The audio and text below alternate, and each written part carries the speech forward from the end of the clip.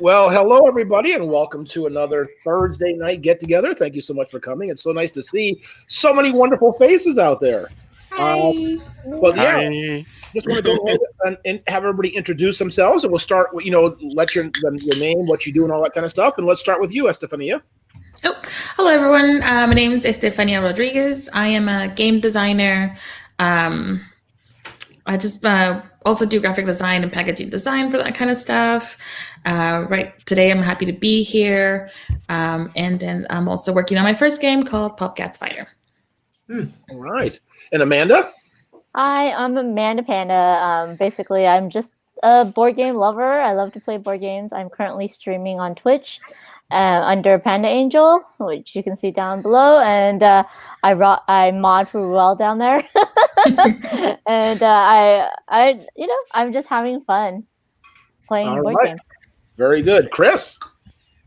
I'm Chris from the Meeple Overboard podcast and YouTube channel. We review board games. We try and live stream them occasionally and everything. And yeah, just making my fun way through this little zany universe we have.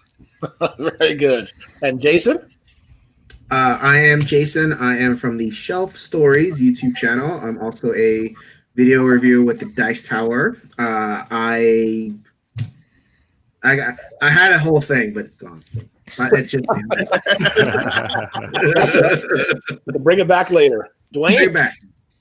What's up, guys? I'm Dwayne from Blackboard Gaming. I do a YouTube channel about gaming with my wife, bring her up into the fold, all the while watching her go through it. And Oscar? I'm Oscar Gonzalez from Monterrey, Mexico. I do board game reviews and videos in El Doc Logan. And last but certainly not least, Ruel. Hello, Ruel. Hi, everybody. Hi, Tim. Thank you again for having me. My name is Ruel Gaviola. I write, podcast, live stream, do all the things in board games. You may see my work at Renegade Game Studios, Geek and Sundry, I Say the Dragon, the Five Eye, a bunch of other things. I'm also a proud committee member on the Tabletop Writers Guild and the American Tabletop Awards, and I am so thrilled to be here. See, Very Jason, good. that's how it's done. Yeah. Right there. He's a pro at it. Like a verbal business card. Bam! Yeah, pretty much. Yeah, so why don't we start? So one of the things we wanted to talk about is find out what everybody's been doing the past week. And this time, why don't we go in reverse? So we'll start with you, Ruel. What have you been up to in the past week or two, couple of months? Just let everybody know what you're doing. Yeah, thanks. Last couple of weeks, I've been doing a lot of live streaming, as always, on my Twitch channel. I've also, we just recently completed our role-playing game campaign of Wardlings over on Renegade. So this is an RPG. We did a 10-episode season. It was every Thursday, and that was a lot of fun. I'd mentioned this earlier on another stream where, one of the highlights for me of 2020 has been getting back into role-playing games. I hadn't done it in years. So to be able to have this opportunity with Renegade and also some off-stream stuff, it's been really fun. So I've really enjoyed getting back into role-playing games. I also did, a couple of videos that actually, these weren't live stream videos. These are actual edited videos and stuff for, I can't say who it is, but it's going to be out soon. Friends, stay tuned. I will announce those as usual on social many media and behind stuff. the scenes stuff going on. Yeah, too much behind the scenes stuff, Amanda. And then the one big thing I do want to announce is this Saturday, there's going to be a bunch of us Twitch streamers. Me, the Brothers Murph, Board Game Blitz, Losapalooza, Paula Deming, and Matthew Jude, and also Ross from More Games Please. We're all going to stream back to back on Saturday. So it's this 12-hour block of live streams of all kinds of different games. I'm super excited about this. Me and Nick, we hung out a couple of months ago and just talked about this happening, and all of a sudden it's happening. So it's something that we want to grow, but this will be the first one this Saturday, and I think it's gonna be a lot of fun. We'll see how it goes. But yeah, that's what I've been up to. Oh, it sounds great. Wow. Well, make sure you go ahead and put that information in the stream up Will on. do. Type that in there so people can find out where that is. Cool. Thanks for you've been up to a lot of stuff. How about you, Oscar? Not as much. The rest of us were like, we Don't didn't worry do about it. anything. No one's that much. No, I slept. I eat. That's important, though, right, Oscar? Yeah. I start hearing Chris podcast. You have very good voice. Thank you. What else? I played Calico yesterday in a stream with another content creators from Mexico, and I don't know. I have been reading rules. I'm reading My City and Aqualin. I keep them near to me so I don't forget to read them. But yeah, not much actually. Just passing by through the life. Nice. Well, good. Well, it's good to have you here. Thanks for joining us. And how about you, Dwayne? Well, of course, I've been working, but when I'm off work, I'm at home playing games. We just we did a YouTube video talking about Calico, which we both love.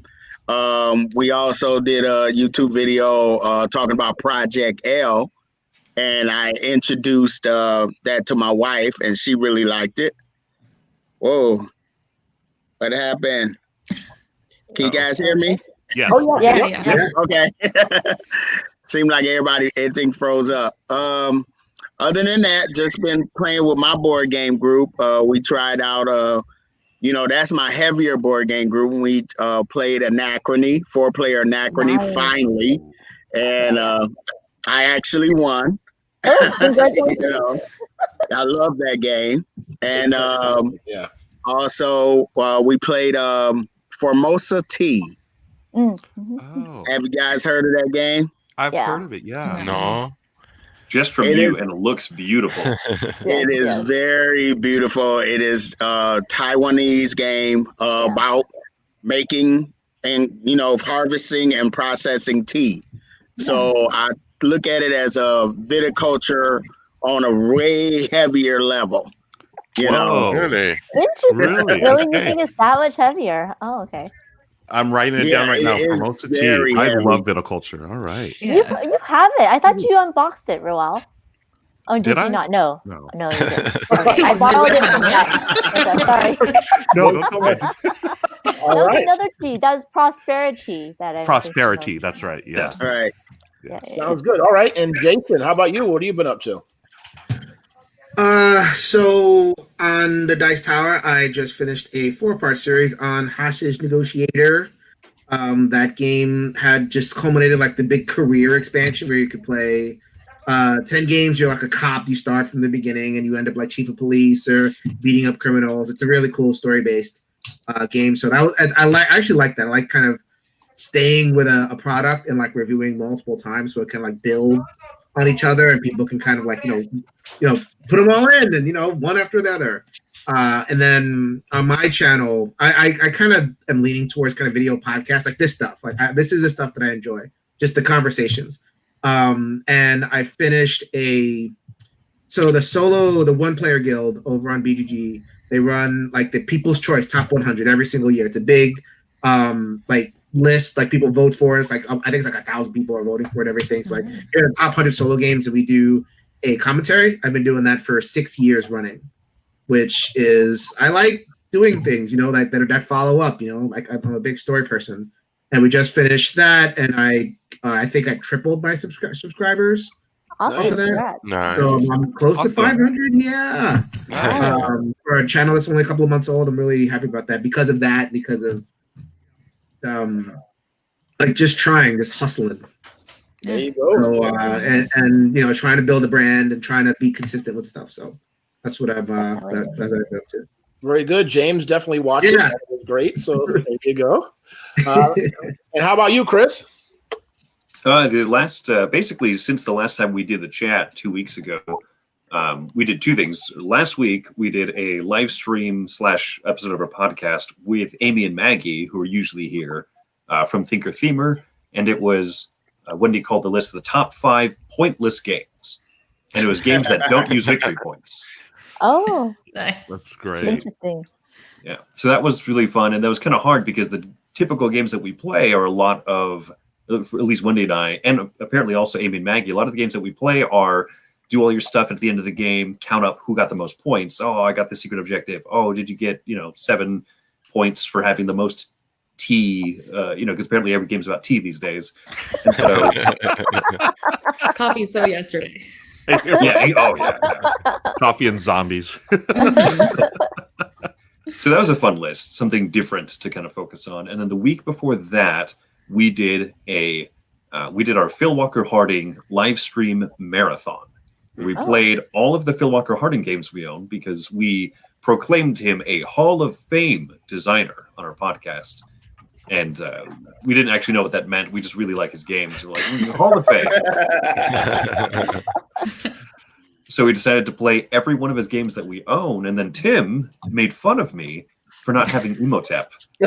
Oh. Oh. Did you get it? Did you get it finally? So we had a friend who lent us Emotep the Duel because I've heard that that's a lot better for 2 players.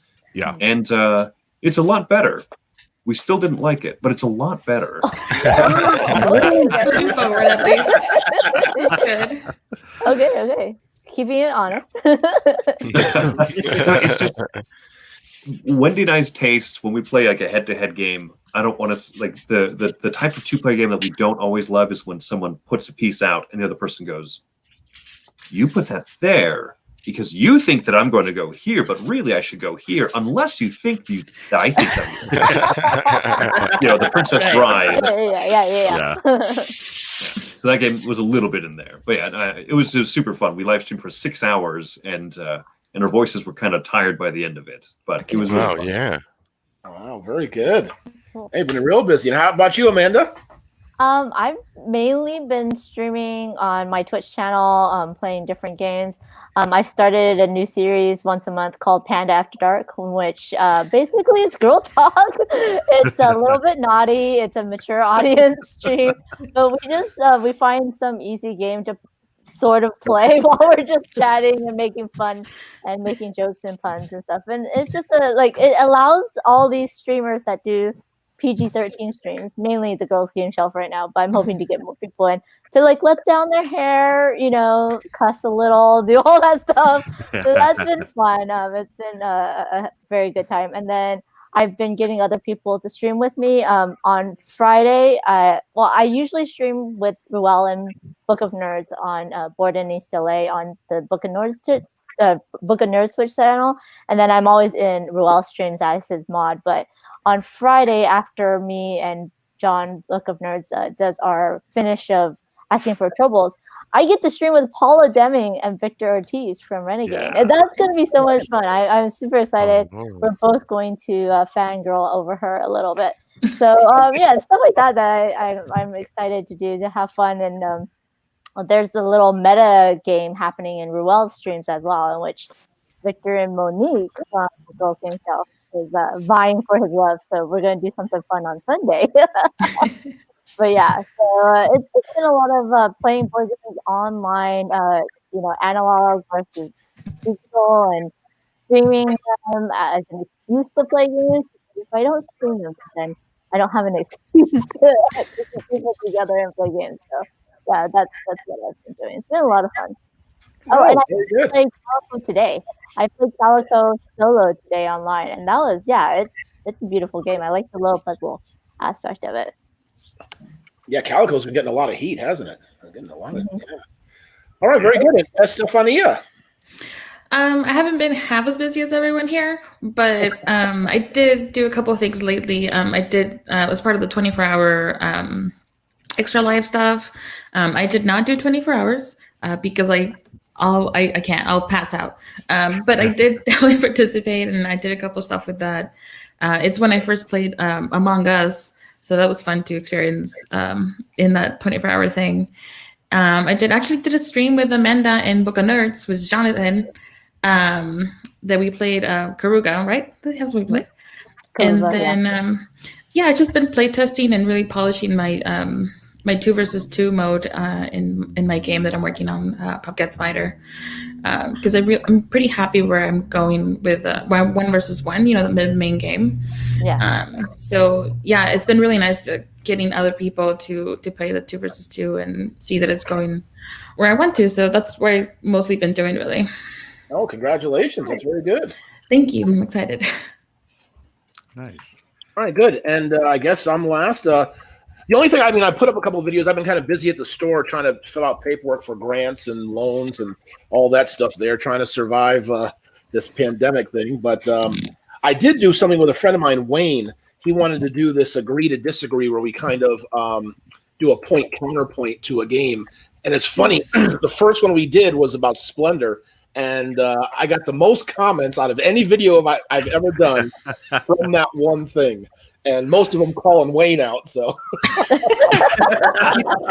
he did not like Splendor. So Yeah. Apparently, people love their Splendor. they do. I mean, Splendor, I think, is just a good, really good, solid game. I mean, he did make a good point. I have never pulled it off the shelf to play with my game group. You know what I mean? Like, ever. I teach it a lot, and I promote it at Peopleville because I think it's a great game for people to play. But but it is a good game. So yeah. And and that's about it. Just trying to stay safe and stay healthy. Yeah, exactly. So the best way that, because Wendy and I had this conversation multiple times about Splendor being a good game, but that doesn't mean, like you said, a game that I want to pull off the shelf and say, "Hoo, Wendy, what are you and I going to do tonight?" Splendor, it's And she says it's basically, and actually the chat has been talking about some of those Phil Walker Harding games. Gizmos to me is like the fun Splendor, where your engine just becomes unwieldy. Your engine becomes huge and it's amazing. Whereas Splendor is just like this very incremental, like teensy, small little engine. It's like a putt-putt.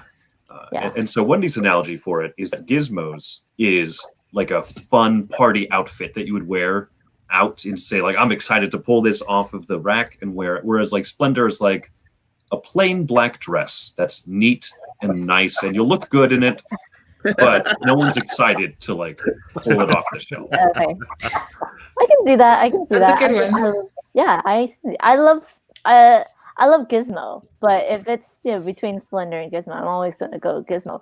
Now, I think for someone who's never played any engine building, then Splendor is definitely a thing they should start first, and not Gizmo, because you're going to be waiting. You might be waiting like a good 5 minutes for someone to finish their turn with all the engine building. Yeah. I think but that's a great point, Amanda, because as a gateway game, I would definitely pull Splendor off the shelf first for someone that's never gamed or someone that's newer to gaming. Has anyone played Fantastic Factories like that? I love that one. I think that is a Fantastic Factories is really good. Yeah. Have you played that one, Chris? Positive. I've not tried it. No.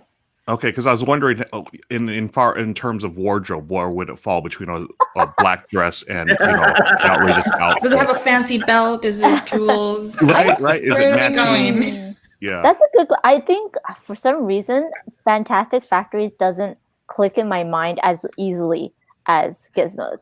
I think maybe Gizmos is that dress that you can easily like just slip on.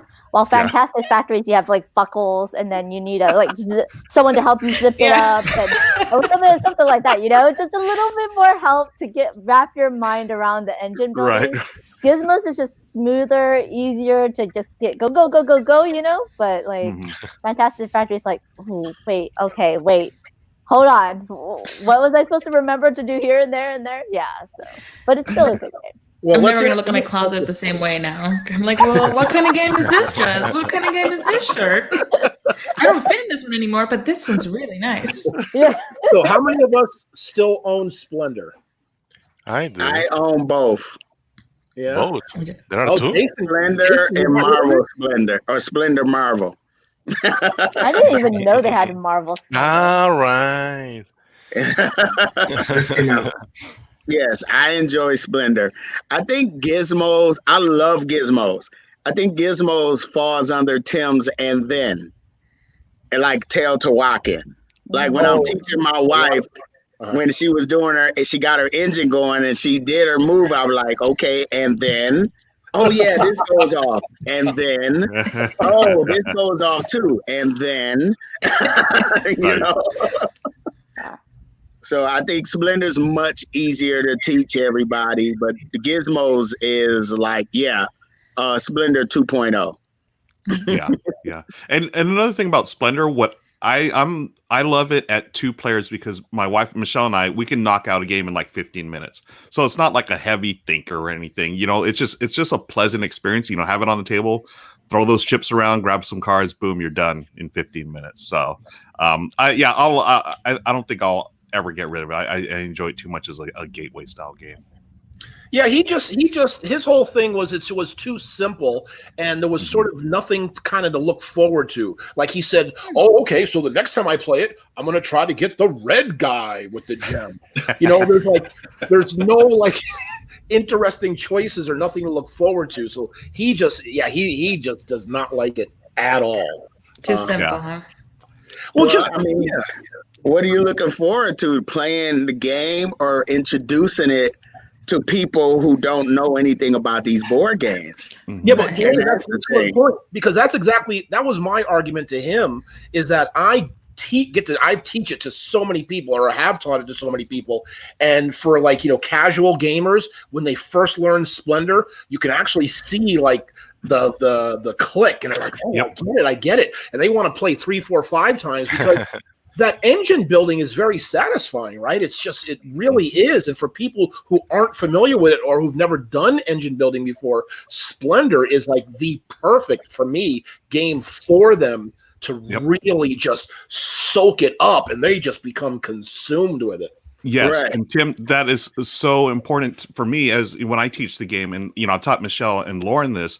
I taught them Splendor; they really enjoy it. And then when I came back and taught them Fantastic Factories, things started going, and they start. You see that click, and then I would tell them, it's just like Splendor. You start here and you start building an engine, and it's like that aha moment, and it's like yes, and they get it. And I love seeing that. Well, besides Splendor, there is another one a friend told me about like 2-3 weeks ago. That is I'm seeing here. The name is Space Explorers. It's like Splendor, but doing better, and you have powers. So I'm trying to look for it, but I had no luck on. But it's a 2017. What is Splendor? 2016, 18? I think it's 16. older than that, Oscar. I think it's 2014. Okay. 14, you're right. Yeah, 14. Yeah. Wow, that old. Okay. Same year as Dead of Winter, I think. Yeah. And I do have that Space Explorers, and it is really good. Yeah, I played it. I played someone's Kickstarter version of it, and I was upset because he had the wooden pieces, and then I was like, "Nah, I want the Kickstarter version." Yes. Dwayne, is Space Explorers the one with like sort of that retro, like old school, like space art? Yes. Okay, then I have played the one where you got the resources. Use the resources that you use to get the card. You pass it on to the next player. That's right. Yeah. Yeah. That's a good game. It really is. I like that one. Yeah, and Jeremy, like he's saying, he showed his wife Century Spice Road, because this does seem like those seem to come up together, right? Century Spice Road and Splendor, whenever you talk about those games. Yeah. Yep. Yeah, but let me ask you something. Well, you said about Fantastic Factories. I haven't played it, but I heard the description, and if it is correct, then it's a game that I probably won't like, because that's one of the things I don't like about gaming is you do your own thing, and all of a sudden, like, you're doing stuff, and people don't really know what you're doing. You just kind of do your own thing. That's why I don't like it. That's why I don't like it. Fantastic Factories. Well, I mean, it's more like, I mean, yes, you are building your own thing. Yeah, then I wouldn't like that. Yeah. Yeah, I mean, okay. So what's in my mind? I just did the expansion, and that introduces like a ton of player interaction. So you can like mess with people and stuff like that. So if you like engine building, you want to mess with people, then you get the expansion. I'm fine with the base game. I like that sense of just building your engine, and there is a little bit of like hate drafting. It's like you take a card that someone else could use, so it's like that indirect interaction, I guess. But yeah, if you're not into that, there's plenty of games out there for everyone. That's true. Right. It is the true definition of multiplayer solitaire in that base game. You don't have to care about anything that what other people are doing. I played it with 4 players, and it was like, I'm doing my thing, and I'm ready. And then that one person is like, I'm going this.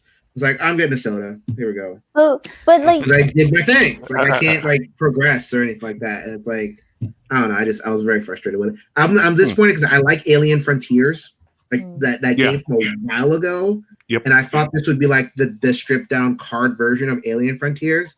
And Alien Frontiers had you can get in each other's way. You can put your dice where other people aren't, and and I loved it. I loved like dice games like that. This one, that one just didn't do it for me. So you didn't feel it when someone took the card you needed or took the person you needed? Because there's repeat cards. So like if they take a card, you might wait 4 turns, you might get the same card, or like another card will come in. It's like, ooh, I could use that. Like there's just it's very open. Like it's okay. I didn't have like my perfect thing that I wanted, but I can do that, and I can kind of go in this way, and that's fine. But that's not like that's multiplayer solitaire. Yeah, but you don't like any roll and writes then, because roll and writes are all multiplayer solitaire. Yeah, exactly, Amanda. I don't like it either because I just want to make sure. No, I didn't like it. I just said you wouldn't like any roll. Right. No, I just want to clarify. So, like when you say multiplayer solitaire, Jason, right? You're not talking about like say a game like Agricola, right, where you're kind of doing your own thing, and you're not talking about that. You're talking. See, what I'm talking about is just like Amanda said with roll and writes. I just get anxious. I don't like it when you're doing something and I have no idea what you're doing. Right, yeah. With the other players, I see. Correct. Yeah, like roll. Yeah, like you can play in cubicles. Like you can. Everybody is in their own cubicle. Nobody sees anything. And it's like everybody lift their cubicles into the game. Who won? That's kind of how I felt with Fantastic Factories. Yeah. Okay, yeah. Interesting. Oh. Interesting. Yeah. Now, is it the simultaneous solitaire play of the game? Because there are points where you're like, once you start, locating your dice, everybody's doing it at the same time. Or roll dice at the same time, rolling and signing at the same time. Yeah. Okay, I get that. Yeah, I get it. But I'll flip that around. Like I think that's a lot of people enjoy that type of game. Sure. Where they don't have to worry about people messing with them. Because I play a lot of, I play games that are super, interactive and in your face. But I don't always want to play those type of games. Sometimes I do want that sort of like, hey, let's just play Dominion. We just play our cards and just quietly do our thing. And hey, it's all over. Oh my God. What are you talking about? What's that, Amanda? I said Dominion's interactive. What are you talking about? With certain expansions, it's very interactive. I will give you that. Yes. There are definitely games that I thought like, oh, that's not very interactive. Like the first time I played Splendor felt like when everyone at the table is new and everyone's like, oh, I grab chips, I buy a card. I grab chips, I buy a card. I grab chips, I grab chips. You know what I mean? And like, okay. And then I played at Meepleville, hosted a tournament to get these like upgraded chips, like the really nice kind of translucent ones. And I was like, I'm fine at Splendor. I'll play in the tournament. And at the end of halfway through the first game, I was like, where's all the blue chips? And one of the guys is playing, he's like holding them all in his hand. Like that's how he plays. And he's holding this fat stack of blue chips and he's just holding them the whole game. Yeah. This guy looks like a Dudley Do-Right villain with all his blue chips. Yeah. It depends on who you play with, right? I mean, a lot of games depend on who you play with, whether or not it's like going to be really, really mean or just like do your own thing or really interactive. It's interesting. Yeah, and speaking of that's a good topic, Amanda. Yeah, sort of because a game I just played. One of the things to talk about was that I was on my list was Barrage, and a lot of people say that game is a very mean game. Like I don't quite understand that term when people say mean game, because if it's built into the game, if it's part of the game where like if somebody has a dam and they're collecting water and you're like, wow, I really want that water, and you build it above, I don't consider that mean. I think that's just part of the game, right? Yep. That sounds like photosynthesis. Yeah, people blocking my trees. Yeah.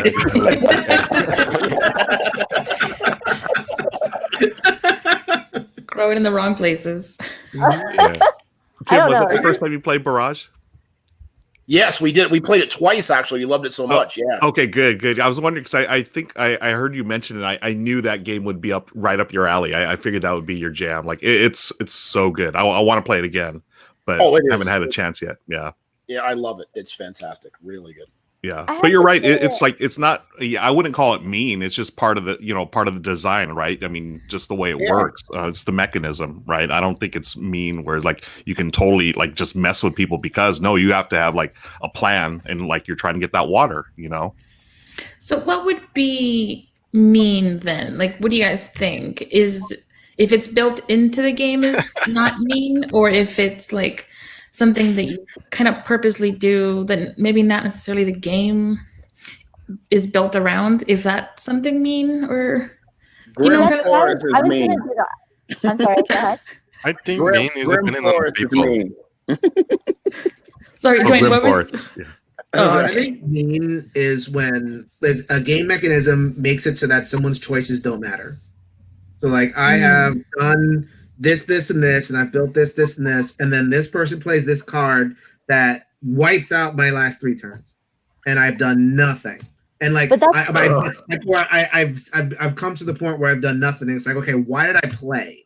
I see. You know, I like understand and like I couldn't have done anything about it. I think that's also another thing. Like there's no defense There's no avoiding against it. it. So like I my choices are whatever, and B, that I can't do anything about it. It's like you can have games where like, okay, I could have played that defense token and negated that, or I could have played that turtle shell or whatever it is. It's like, all right, that's fine. But there's a couple of games out there, and it's kind of like why I don't like a lot of area control. Like there's a game called Tyrants of the Underdark, which does this, where that's love an that older game. game based on a D&D properties like deck building and area control. But you can literally like, have your thing. Someone plays your zone where you have all your troops, and then someone plays a card. My troop appears in the middle of your troops and wipes out everybody that's around. And it's like, that was one card. Like, can I do something about that? No. Just Trojan horse. Yeah. No, I agree. But I have to say, I if a game it's built into the game for people to be mean, it's still mean to me because Mhm. being Still like mean, yeah, mean is that's a mean. feeling, right? It's not a mechanism. Like I understand that in Barrage, it's a mechanism that you want to build dams and take the water, right?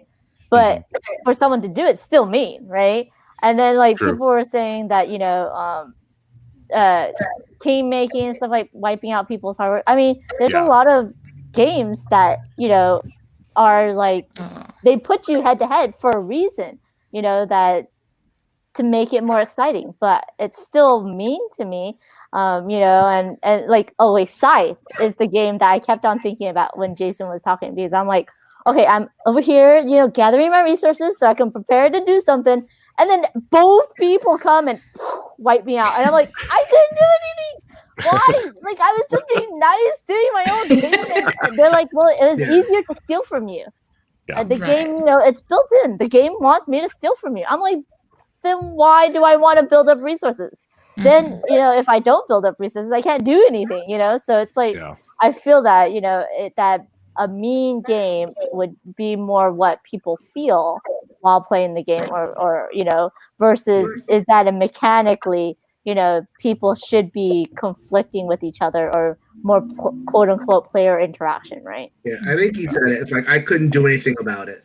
It'd be one thing like if Sai is a great example, because like theoretically you have like big mechs and you have all this like weaponry and it looks great, but then like the champion or whatever will come in, swoop and get all your crap, and what or I don't know, like anything. I think like because it goes back to area control, right? Anything where there's areas. And like, how easy is it to like dominate an area, take away resources from that area?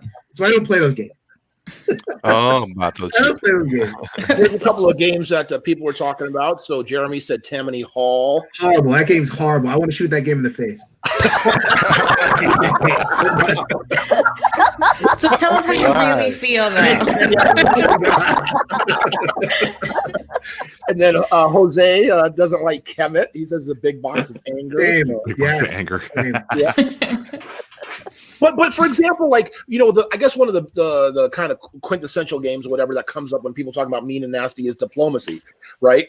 And to me, that like I think it's just great. Like if you screw me, right, and you make like a tremendous move, I think that's cool. Like, I don't know how people can get upset. I mean, Tim, you could do something about it though, because you could have set up your negotiations a certain way. Like you could kind of like suss people out and like, oh, they're getting together here, and Austria's talking with Hungary, and da da da da da, and like you can kind of suss out a little bit if you play well. And then if somebody like actually kind of beats you at that game, then that's fine. That's cool. Like I think mean is that extra step of I couldn't have done a thing about it. Diplomacy is one of those games where very like I know this dice, but like very little happens. Because like you do a game turn, then it's just been like an hour talking, and that's the game, you know. Right. And in that there's like agency. I think a truly mean game has no agency. Yeah, and here's a perfect example. Another good example is Cosmic Encounter. Cosmic Encounter. Yeah. Yeah. I hate that game. That's a good game. I played like twice, and it was awful. And I heard of friends that are still playing it, and it always ends in a fight. Yeah, like you did this, and you Kingmaker, and you did always we something. have a new list of games we hate. Yeah. Yeah. Oh, so now I know why I did not enjoy my play of High Rise. Oh. Yeah, Was it like that? Yeah, I mean, I had built my building, collected all these resources, even though I found out later we played it wrong. But I collected resources, built my building, and then somebody comes around and just builds over my building, and I get nothing for it. And you get resources, you get floors. Yeah, I found out later that you're actually supposed to get some resources, but at that time, I didn't get any resources, and I was upset. I was like, that was a flip the table moment. Like, no, I don't get anything. It doesn't feel You're good, messing right? with my land. Yeah, I think it totally is that frustrating feeling of like I cannot do anything about it, or like over and over I cannot do anything in this game because people just take what I need, or so then that's the mean feeling. Now Small World is an area control, but I don't feel it's mean because that's the whole point, is you're attacking everyone, right? Yep. So has anybody ever played Innovation? Yeah. No. Yeah. No, because there's like points in that game where you literally can't do anything. Yep. And I've never felt it was like you just can't do anything. You just got to draw, and hopefully you can get something to mitigate it. But you're just like stymied for like 2-3 turns in a row, and you're just like stuck. Yeah. So, but I like those. Like Jason was saying, I mean, it's to me, that's the joy, is like figuring out how to get unstuck, or how to get, like if people are piling me, it's up to me to get out of it, So I that's what I enjoy. Yeah, innovation can be frustrating in that sense, Tim. And you're right. It's like, you're stuck for a couple of turns because you have nothing to do. You can't do anything. But then just with a flip of the card, all of a sudden things turn around for you, right? That game has some big swings, and all of a sudden you see the nuclear war cards, like, oh, now all the cards are gone and we basically start over. That's right. Now, the game that I was mentioning earlier that is mean, is meant to be mean, but we enjoy it, is Grim Forest. Yeah. Oh, Grim. Anybody play Grim Forest? Oh yeah, a lot of take that. Play tested. Yeah. I mean, I had a good friend of mine and my wife, we played it, and of course, this friend of mine, we always talk cash to each other. So we were just firing shots across to each other during that game, and my wife was caught in the crossfire, and she ended up winning. So we were so focused on each other, she just snuck right through and like, I won, Nice. But again, Dwayne, so is whatever you're saying is mean, because I've never played it, is it built into the game, or are there things people do that like it's built into the game? Is it? It's like you send, like you play as the descendants of the Three Little Pigs, and you're trying to build your houses, but you can send the big bad wolf over to one area, and he'll blow the roof off of an opponent's house. Or you could send the giant dragon to destroy all the resources that you were going to collect there. So yes, it's meant to be mean. But it's a fun game. But it's fun and it's thematic. Yeah, totally. It has guardrails. Like it's not like I think a truly mean game like negates agency, and I think like it's like Grim Forest. Like you'll get rid of a thing like a pile of resources, but only for like a turn. Right? Yeah. Or they'll blow your roof off, but it's like you have 5 houses you have to build. Like mean would be I destroy 3 of your houses and you need 5 of them to win. And the game doesn't give you the game is built with guardrails like that, and like, I think a truly mean game doesn't care about those guardrails. Like they just like okay, go at it, and like I don't know. I'm having a hard time kind of thinking of a truly like I have to go back to like mass market games like a Sorry or something, where it's like card flip. There goes your piece, and like that piece that's right next to the safe zone. That piece is not there anymore. Sorry. Right. I have to do something like that where it's like, you're at the randomness of the draw. There's nothing you can do. Right, because I just played Food Chain a couple weeks ago, and if you guys, I played Sorry, you played Food Chain. Yeah. Oh god. Yeah, they're a little different, yeah. But so I was like proud of myself. I guess I did something mean, but like when I kind of figured out the game because I'm still learning Food Chain. But I did a marketing campaign to put like drinks out, and since drinks were now available, the person I was playing with couldn't get anything because when you have to feed your people, you have to feed them like everything. It's like this mechanic built in. So I just felt good, and I guess what I did was mean inherently or technically, but I did it purposely to stop him so he couldn't do anything. But then a couple turns later, he was able to mitigate it and get out of it, and I was trying to build to it too. But so yeah, I purposely kind of did something to stop him, but it's all built into the game. I also think for me, I know that every person is a different threshold, a different level at which they're okay with a mean game. And I know that for me, for it to not cross my threshold, the game should be shorter. And so, like, you'd be really mean if it's short. Yeah, having played, multiple 4+ hour long games of Munchkin, I'm just never going back to it. Oh yeah, nice. Wow. But there are other games that kind of feel like that sometimes. Like I know in Eldritch Horror, which is a game that I love, except for this one card. It's a cooperative game, and you try and go around and solve 3 mysteries, and it's a lengthy game. And there's one of these cards, you flip it over, and it says, do this thing or else lose one of the 3 mysteries that you solved. You think, we just spent an hour and a half trying to solve that first mystery? No. Next card, And I think that goes to Jason's point of that's just not an act of agency. It's an act of randomness, or just or another example is in between your turns. I did my thing. I tried to be as safe as I can. One person goes, the next person goes and plays. I had this card in hand that says Chris loses. Well, I don't like that card.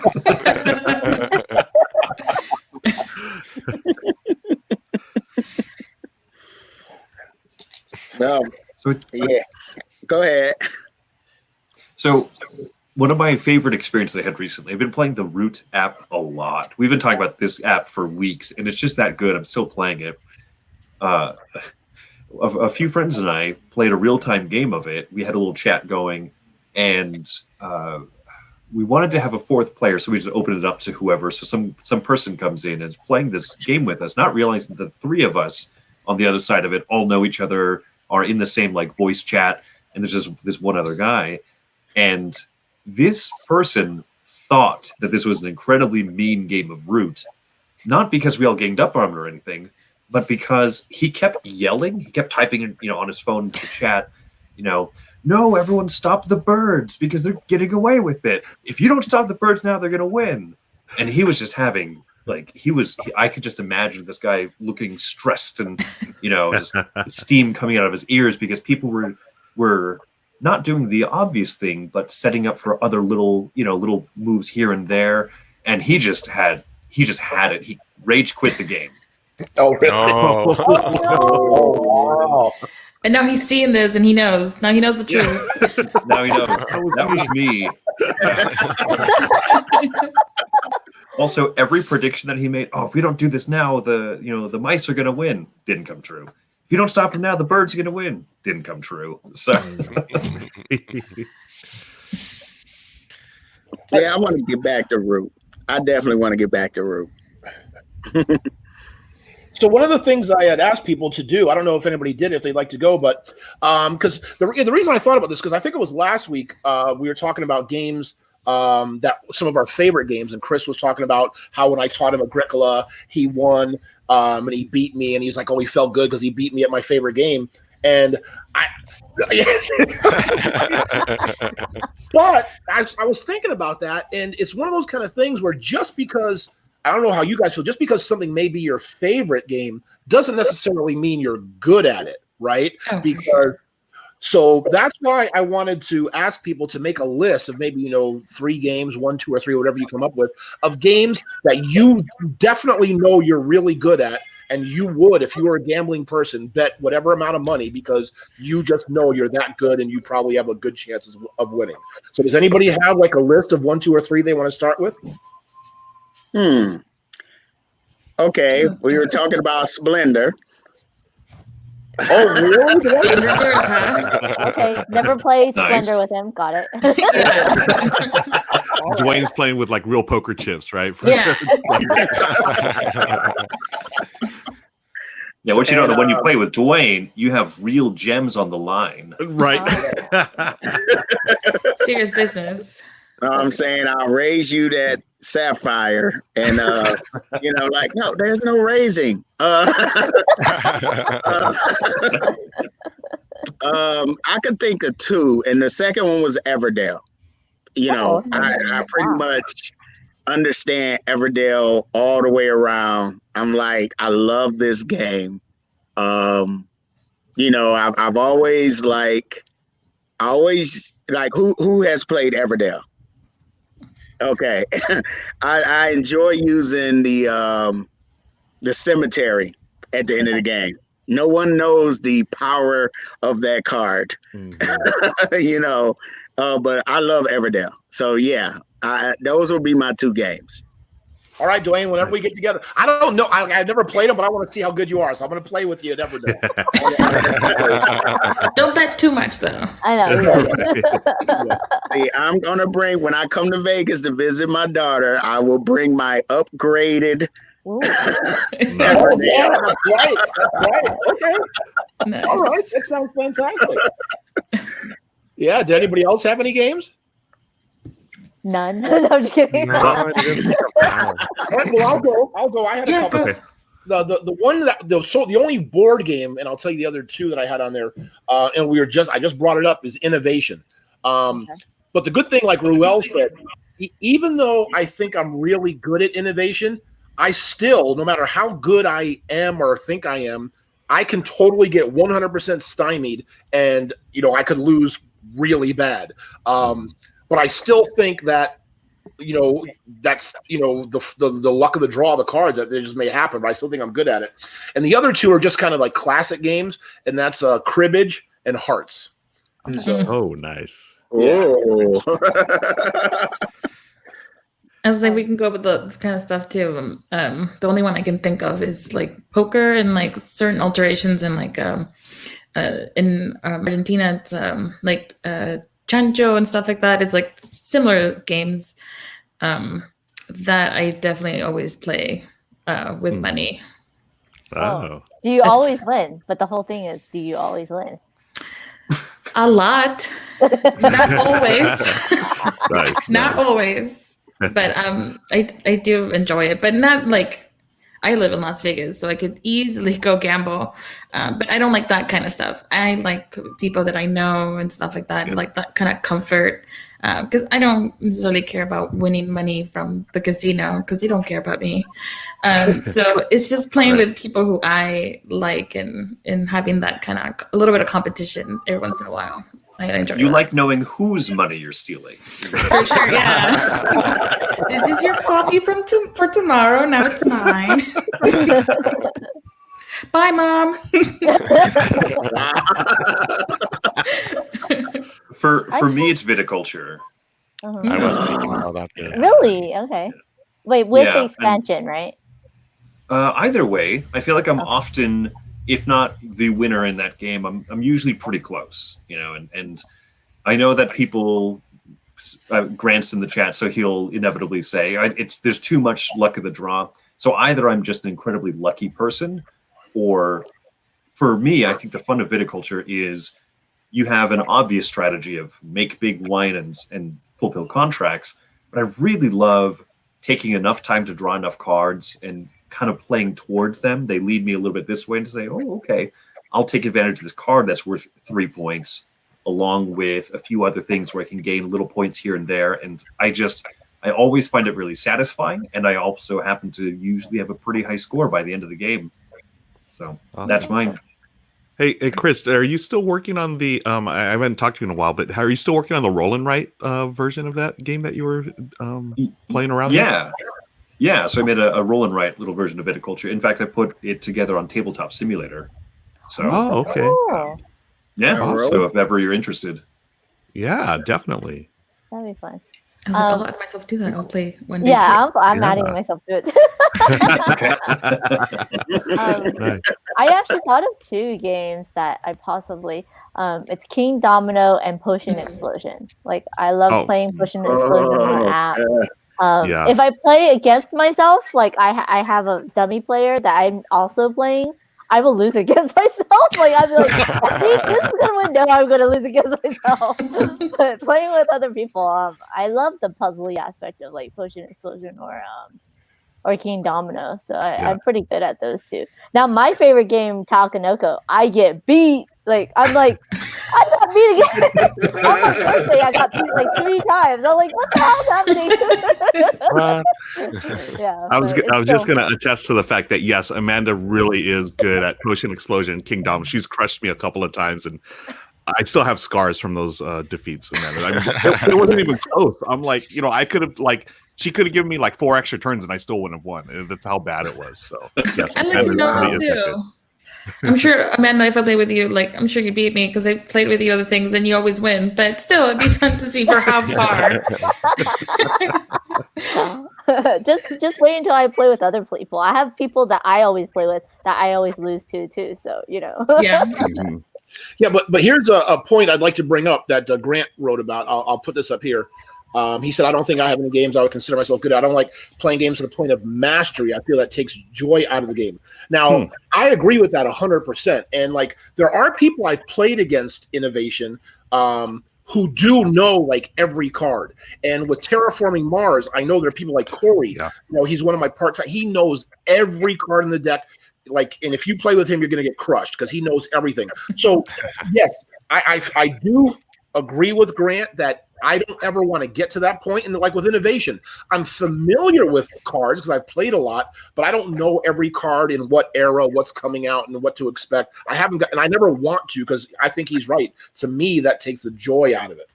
Yeah. I think myself, when I play games, I don't start any of them trying to master them or trying to even win, really, just to kind of have fun. It's the repetition that I think eventually it leads to where like, now I really want to try to win sort of thing, or really want to know the game in a different level. But I don't start off even caring about winning until a few times, really.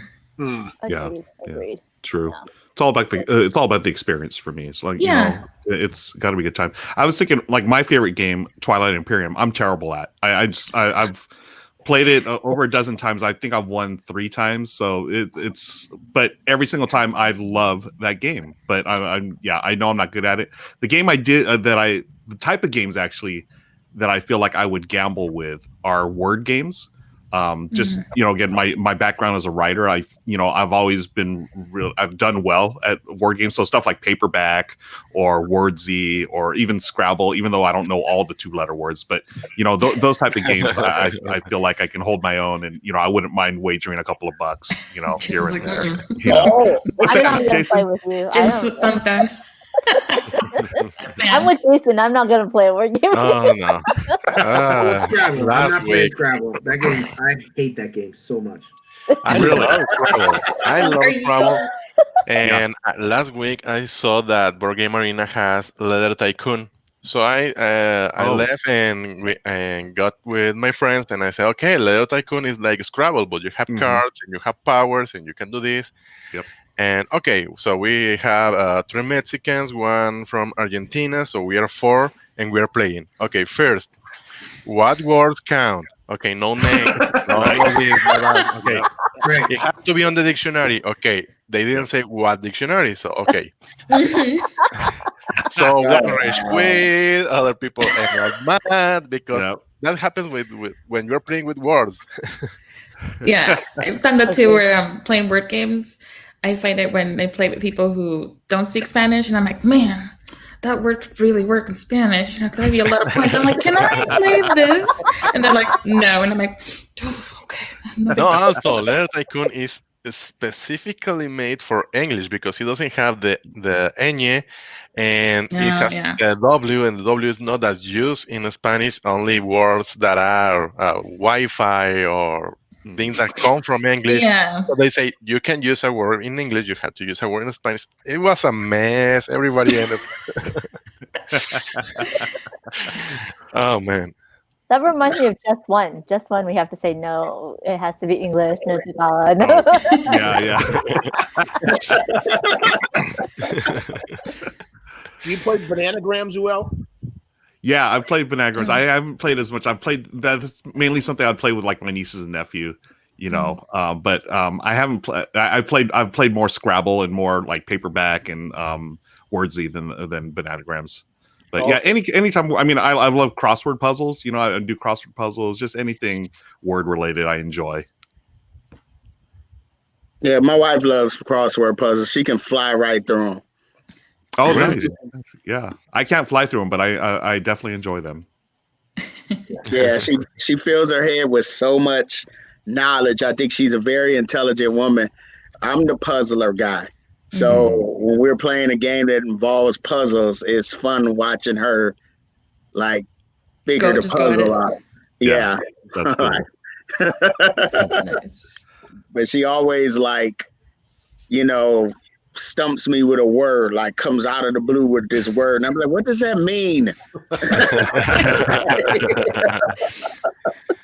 See, when I play like that, I end up looking up. I'm like, is this a word? Let me Google this real quick. Like instead of knowing big words, I'm like, I think it's a word. Ben, he said he likes Race for the Galaxy. He thinks he's really good at.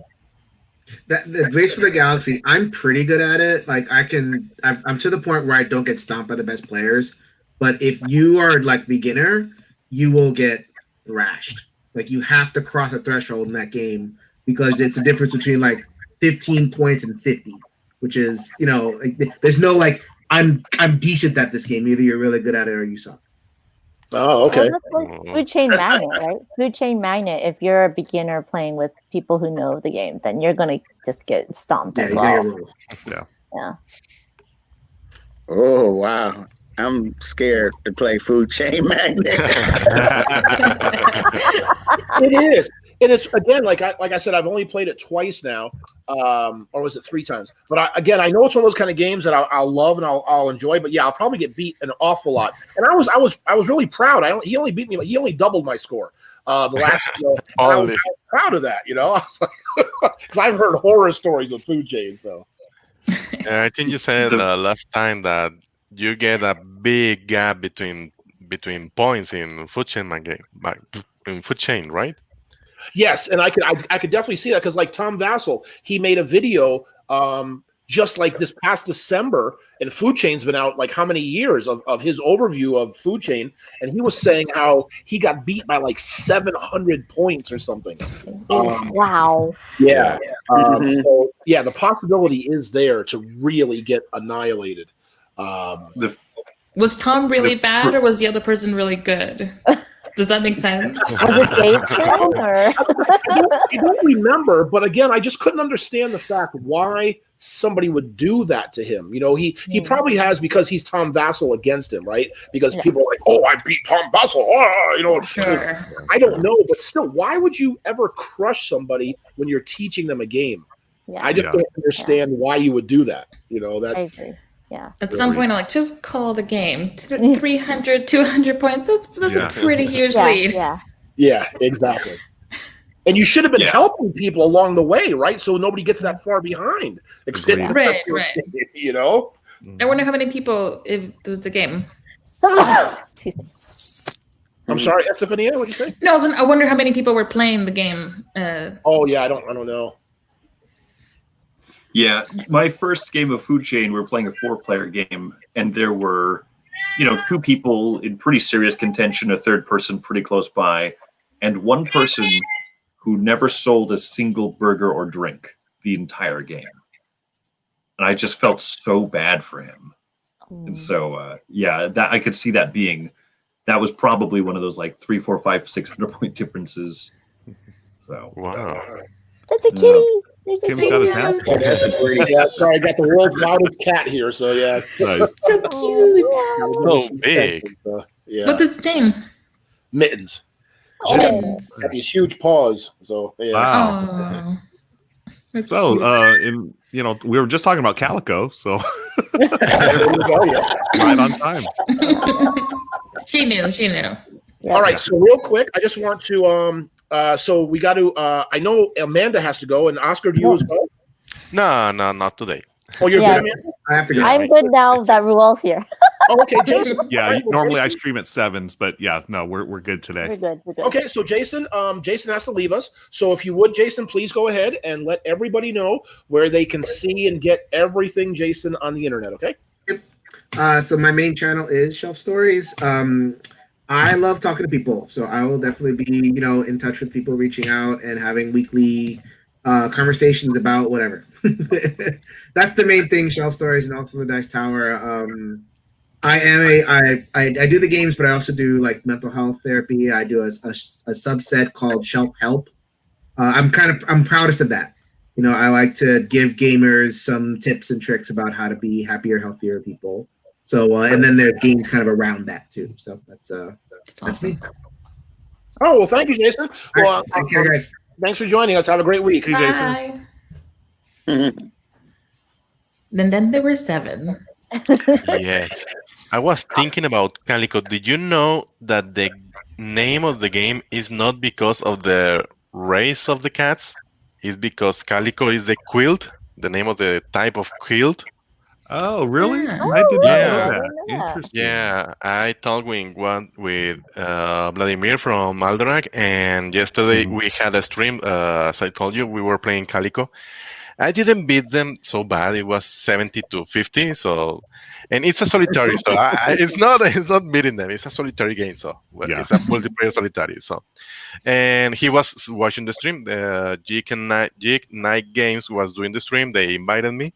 And he was on the chat and was just telling us facts like, did you know this? Did you know that? Oh, So yeah, a lot of Calico is facts. because of the type of kilt and not because of the race of the cat. interesting. Oh. Yeah, I did not know that. So I many really levels. enjoy that game. That game was like way more. It was deeper than I thought it would be. It was. Yes. I didn't expect that type of brain burn. Honestly, I mean, it was really good game. Yeah. Is this the first time designer with that game? Shoot, who designed it? I don't remember. Kevin Ross, but I don't know if Yeah. it's Yeah. Loadout game? the Kevin first Ross. design. But I'm not sure yet. I think it's 2 people, or is it only 1? It's Yeah, only Kevin one. Russ. Kevin Russ. Not That's familiar Kevin with Russ. I think it's Kevin Russ. Now that I think about it. It's Russ. that. Oh, that's right, Kevin Russ. Yes. How many times can we say his name? Let me see. I have Board Game Geek in here. Oh, yeah, Kevin find out. Ross, Triple Kevin check. Yeah, but I think it's one of the better games I've played this year. Honestly, it's solid. It's so good. Mm. Calico, Overboss, Tumble Town, and that is 3 games he has. Okay, I've heard of okay. Tumble too. Yeah.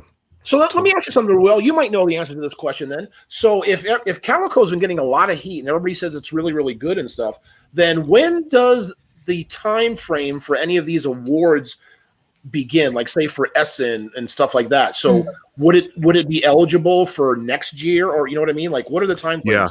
Well, for the American Tabletop Awards, we do it. I think it's January 1st all the way to the end of the year of 2020, and then we start nominating and talking games early part of 2021, and the award I think we're shooting for March or April of 2021 to announce the 2020 winners. So it's gonna be an interesting year next year for the awards because most of the plays that we've done, for at least me personally, have been online, right? So it's different this year because we're doing a lot of like the games that I feel like are some of the better ones I've played probably majority online versus in person. Now that being said, I'm spoiler alert, Calico's like one of my favorites of this year, and I've been able to play that in person. So yeah, I don't. As far as the other awards go, I'm not sure their time frames or what their process are. I'm just familiar with what we do it at the American Tabletop Awards. Eric Yorko is the one. He's pretty much the one that started. He would know for sure. Oh, okay. So let me ask you. Here's another good point, and maybe other people can do this too. Because I don't really play games online. I know Chris plays a lot. And you just said you do well. So I know a lot of people say that board games are group dependent, right? And being with people and all that kind of stuff. So what is the difference you've noticed? And anybody can speak about this. And I'd just like to hear people's thoughts and opinions about playing games online versus playing games in person. Do you feel you learn the game more online because you're not having that social interaction? Do you know what I mean? So what are some of the things you noticed? So I don't play games online with strangers, which is different than playing games online. I only play games online with my friends. Because I feel that strangers, you don't get that interaction. A lot of times if you play Board Game Arena, they won't chat back with you. They won't give you that back and forth conversation, which is part of the reason why I play board games. So that is different than if you do play with just, like a random group of strangers, like if you just go to a random meetup. But also like playing on like Tabletop Simulator or Tabletopia is different than Board Game Arena. Playing on Board Game Arena in an app that does like a lot of things for you, I feel like I learn the game better, but then I lose how to teach the game or how to play the game without the assistant, right? So like if I learn a game on Board Game Arena, you don't have to do all the scoring, which is nice. There's no setup or whatever, right? But like if I play that game in real life now I'm gonna be like, well, I forgot this or I forgot that. Or like for instance, Kingdom Builder. There's no like lines showing me where I can go. I might go somewhere I'm not supposed to go, right? Or I might not see something audible because I didn't, it's not highlighted for me, right? And then at the end, we have to remember how to like count and score and stuff like that. So it's different. Like I think Tabletop Simulator and Tabletopia is more similar to playing with other people, especially when you're video chatting or just doing voice chat at the same time. But then it adds like extra 30 minutes or doubles the time of you playing because you're playing a dexterity game on top of the regular game. So there is that as well. So it's interesting. I right now it's all I can do, so I'll take any way I can play a game. Yeah. Right. So here, let me just show a couple of comments real quick. So this is what Ben says. Ben. So you can't throw Taki shade, which is kind of cool. And Michelle Rid. And then James here. Yes. Yeah, you have to have that trash talk. But for you, you have to be premium. I agree with what I'm gonna say, but also on Tabletopia, you have to add that you don't have 10 fingers, you don't have 2 hands, you have a pointer, and that is what also extends the game time. Mhm. But yeah, Board Game Arena is click, boom, everything happens, and Tabletopia is like ting, tin, tin, tin, tin, tin, tin, tin, puntos, puntos, puntos. So yeah, Zoom out, zoom. Okay. Zoom into it, yeah. yeah. When we get in zoom real out, life. F1, F2. Okay, Yeah. I move this. F5. Okay. When we get in real life, we're all gonna put a box in front of us and be like, "Ding! Oh, it's not going anywhere. It's not setting up. What is going on? Something's wrong with my box. We'll send it back." But yeah, you learn the games better on Tabletopia than in Board Game Arena. The rules and the setup. Well, I think. Mhm. Yeah. Yeah. Yeah, and honestly, I'm not the biggest fan of Tabletopia or Tabletop Simulator, or even. I mean, I enjoy playing games on Board Game Arena, but those are the games that I already know. But again, Yeah. just to play some of the stuff, Michelle and Lauren, we're a casual gaming family, but then the heavier stuff, I would. I have to I seek out, either with friends or whoever on either board game or actually Tabletop Simulator mainly. So like one of my favorite games this year was Viscounts of the West Kingdom, and that's something Michelle and Lauren aren't interested in, which is fine. But so for me to play it, I would play it on Tabletop Simulator, and that game that I played a 4-player game. It took about 3 hours, and that game in real life, I know it's 90 minutes, but it's just that's why I'm not a fan of, having to click, and I'm always worried that I'm going to, throw cards over the table or lose bits and stuff, or, so yeah. But, again, that's you do what you have to do. Like Amanda was saying, if you're going to want to play certain games, that's the outlet that you have to use. So one of the things that I've done that I would never have done, without the pandemic and everything, and just playing all these digital board games, is a get together occasionally with friends, and we'll play a game on Board Game Arena because it has all the rules programmed into it.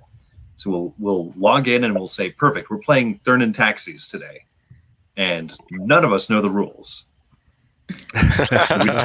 we just start clicking and saying, okay, yeah. Click away. And by the end of it, we'll sit there and we guessed. What was that? You eventually learn the game? Doing it that way? Yeah. Yeah. I mean, a lot of times we're like, okay, now let's go read the rules before we play it again. But it is kind of a fun. We played Hawaii, the infamously trashed by Tom Vassell game. I think that's the one he threw off a roof or whatever, and then he felt bad because that person never designed another game after 15 years. Oh my God. But yeah, it. And so we just click around and we're like, okay, and we figured out these games, and it's kind of fun. I see in the chat, Michelle said Board Game Arena's red warning bars at the top, like you did something wrong, are scary. Yep. Yeah. We get a lot of those. We get a lot of those when we don't know the rules. We're like, okay, I'll place my piece here to get one. You're like, oh, sorry, I meant here. And they start stacking on each other. You're like, oh, okay. Wrong. And you can't see past them. You're like, oh, gosh. I think definitely playing on Tabletop Simulator and Tabletopia, at least for me, it kind of makes it harder to learn them. I need some extra time because I don't know if it's because I can't see the person explaining it to me. It's just a voice, and it can kind of fade away in and out sometimes. That's how I feel anyway, because I'll get, I can hear all of this, right? But then I can see your guys' faces, so I feel like it's more interactive than when I don't see anyone. It's just a chat or just a voice. So for me, it's it's a lot harder to learn them through Tabletop Simulator or anything like that than in person. They're both fun in their own way, but I look forward to being able to play in person and just kind of have that interaction. And like you said, Oscar, I think it's perfect. Using all your 10 fingers instead of just the one thing. It makes a difference. But here's a good point. So Paul mentioned this. He said he liked playing video games and playing board games online as video games. So do you think let me ask you, Dwayne, I was just wondering, do you think that there's going to be a whole new portion of people, though, who may have who may convert right from playing physical to now playing board games online? Or no? I see Amanda saying no. I mean, So Go ahead, Dwayne. our board game hobby is like I said, we talked about this before as board games being our works of art. And so it's one of the reasons why, like I've heard you guys mention the Root app, and I've been like torn between playing the Root app, and at the same time, I have this physical copy of Root that I got the mat, the nice mat for or whatever, and I'm like afraid of when we do get back to normal life, am I going to want to play this game because I played it so much on my app? You know, I do feel like if I still like video games, so I try to keep it separate. You know, like Ruel said, my wife is also a casual gamer, but fortunate for me, I have like a game group who, you know, he has a big game room. We meet at his house and we have masks on. We got sanitizer all over the place. They work from home. So, you know, everybody's staying safe and we still play games. It's just, I don't know. I really, when I want to play a video game, I'll play a video game, you know. right. But if I want to play, now don't get me wrong, if you guys said, hey, Dwayne, you want to play this board game with me? Like, yeah, because it's all about the experience. Like I'm playing with Chris, I'm playing with Tim, you know. So, but it's kind of difficult for me. Do I think when all this is over, people are going to be like, you know, hey, I could save money on buying these board games and keep playing them online? I think that's a big, strong possibility. Yeah, because yep, that's what Paul says. It's cheaper to buy online. And then also Jose said too that he thinks with the some games digital implementations, I know Chris has said it several times about the Root app, right? How good it is. So maybe that might be the preferred way that people. Yeah, I think that. Sorry. Oh, sorry. I was just a quick thought on that. Like for me, prefer like the digital implementations of like games like Star Realms, like deck builders. Yeah. I'd rather play the app now just because I don't have to shuffle cards. You know, just press the button, there they are. You know, and I can knock out games of Star Realms in like 5 minutes. You know, which is cool. I mean, the game was quick enough as it was, like you know, in real life. But you know, if Michelle doesn't feel like playing, then I could go to the app and there it is, 5-minute game, boom, done. Yeah. But yeah, I'm sorry. Go ahead, Estefania. Oh yeah, I think like actually your point is kind of what I was going for too. Is that I think all of this opened up another avenue, not necessarily a replacing avenue. I don't think this is replacing playing in person or playing video games. It's just a different one. Like you said, you know, you can play a quick game in person, but like Michelle doesn't want to play, you just play it on the app real quick. You're like, I'm done. So I think it's just opening a different avenue to now be playing more or playing different games, trying out new things that maybe you wouldn't have tried before. Because maybe someone wouldn't have bought Root, you know, the game in person because maybe it's too expensive or whatever. They don't have access to it, but then they have the app. So then they'll just play that and then eventually you get to know the game and stuff like that. So I think it's just a different avenue, not a replacing anything else. Good point. Yeah. No, I totally agree. And a lot of publishers, I think, were scared of putting, you know, their games on digital. But I think right now, you know, for board gamers mainly, it's about the interaction with people, right? I mean, if it was only about the game, then, you know, why play a board game? Just do a puzzle online or, you know, something like that. But I think the online implementation gets people, you know, learning the game and they can then really like it and then they'll buy it. I'm the type of person that I like the physical interaction and the chatting and the, you know, the looking at people in the eyes and stuff like that. And I think that's mainly what the whole thing about analog board games versus video games is that you do have more of a physical interaction versus just, you know, interaction with an electronic device, right? Otherwise, we wouldn't be playing board games. We could play like a bunch of different types of games online.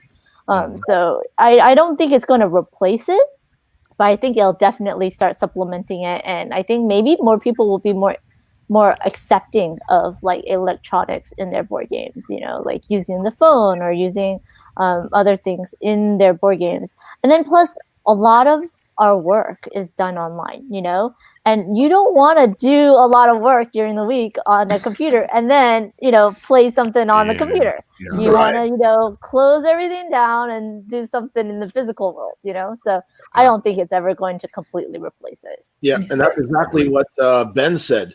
What's sitting on it. Yeah. So Yep, that's right. Yeah. Exactly. Yeah. And also, I will. oh, go ahead, Chris. I'm sorry. So yeah, I think that some apps and some digital implementations sometimes do spoil you, so that people might have like an individual game or two where they say, I can't play it in person anymore because I just want it to go click boom, click boom, But as a whole, I wouldn't be worried about it. But I've said this before. The Root app for me is one of the only apps I've played that made me say, I really want to play the board version of this even more now. So I think that's probably its biggest strength. That's cool. But there's also, I think, a couple of cultural factors too. And what I mean by that is culturally as far as age, right? Because somebody like me who was older, I didn't know video games. You know what I mean? I remember like when the first Pong came out. So I grew up playing just like regular board games. So it's just not in my DNA or part of me to ever switch because my whole life has just been board games. And also culturally, what about the people like maybe during this pandemic who have found Board Game Arena, who have found Tabletopia, who have maybe only learned games or certain games online, right? So that may be their preferred way because they've never played the games in real life like all of us have, right? So we have the luxury of like knowing what it's like to go to conventions or have game groups and stuff to play board games, but there's maybe a whole new community of people who never had that experience. So playing board games online may be the first experience for them. No, that's a good point. Yeah. That makes me think about like you guys all have great points, and it made me think about like chess. Like a lot of people play chess online. They love chess online, but you can still go to the park and see people playing chess. Yeah. So, like you said, Amanda, it won't never replace it. It will just, like I said, add on to it.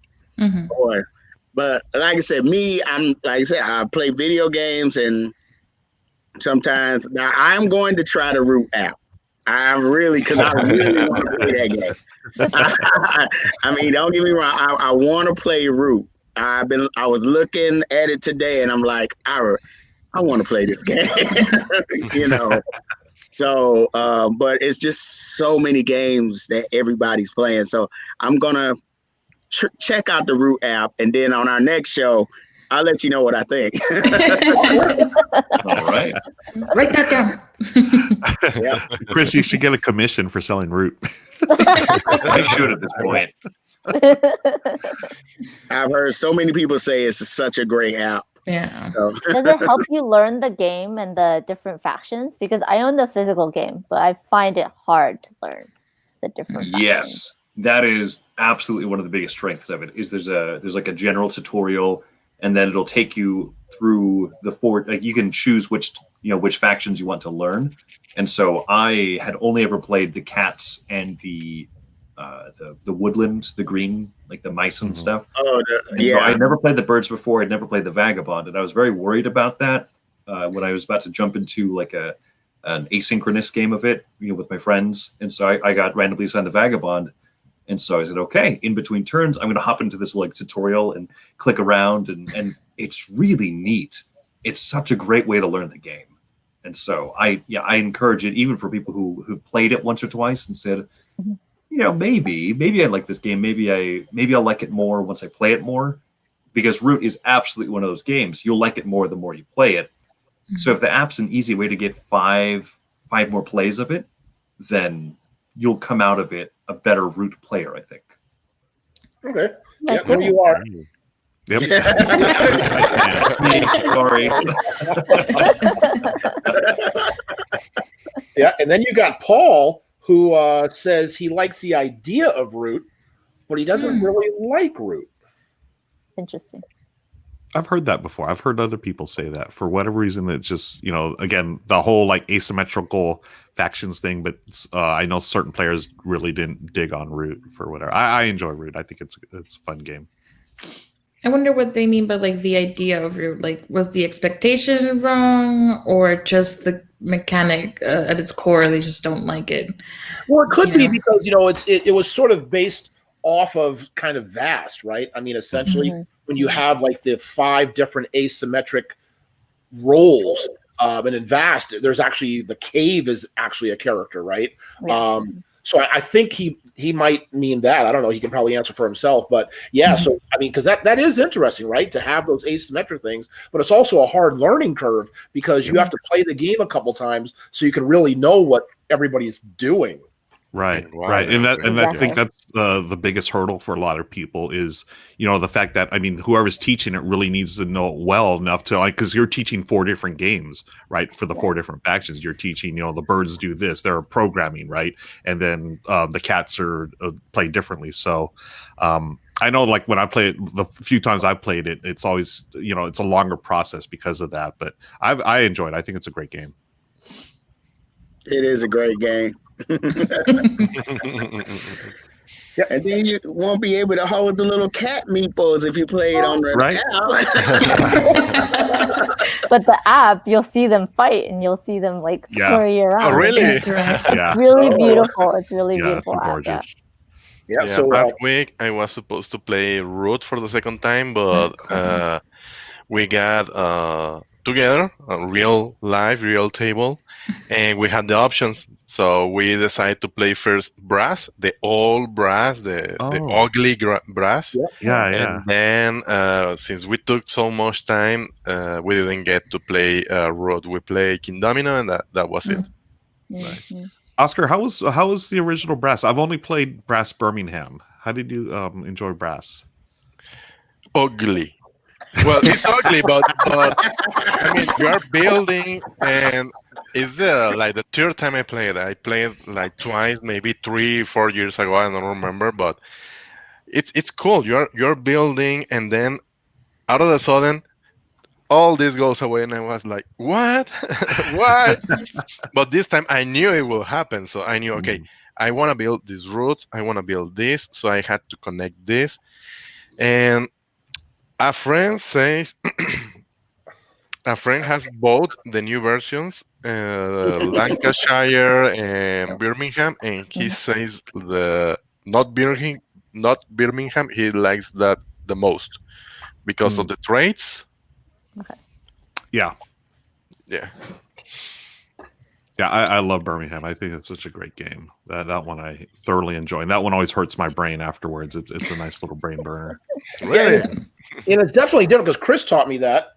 Chris and Wendy taught me Birmingham, and I did play the ugly one, as Oscar said. I played that one several times, and for some reason, I really enjoyed that. I really liked it. And when Chris taught me Brass Birmingham, it nothing clicked. I don't know, but it's not the same game, right, Chris?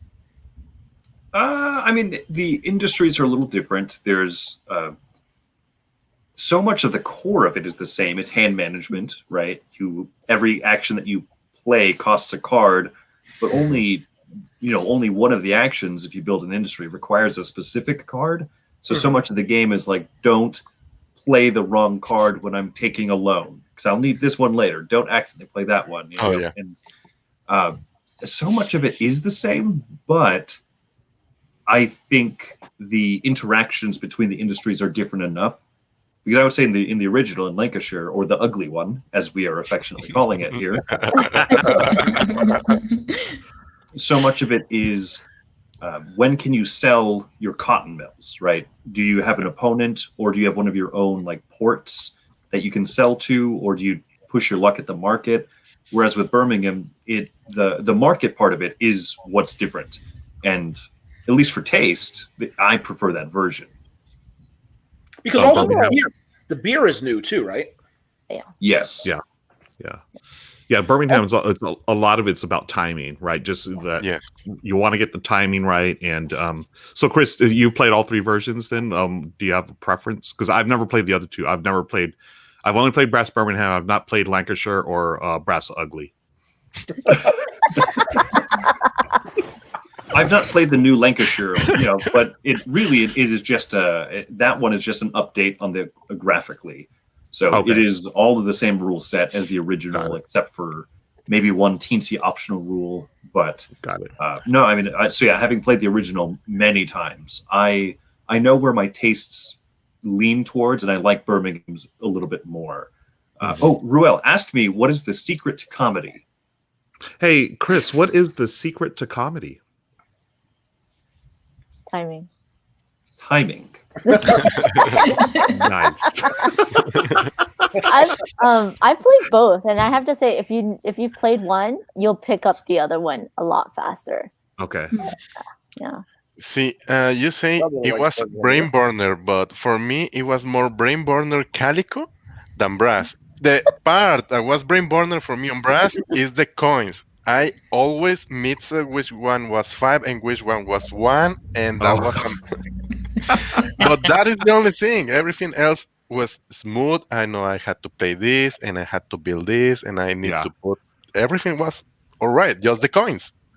Yeah. It's a different type of brain burn, right? You have, with Birmingham and versus like Calico. I think those are two, like, Calico, you got the whole spatial element, and then Birmingham, it's a lot about timing and everything. Yeah, so let me ask, also speaking about brain burners and stuff, because one of the other things I want us to talk about a little bit, we got about a half hour left, are games that may have been new to us we've tried.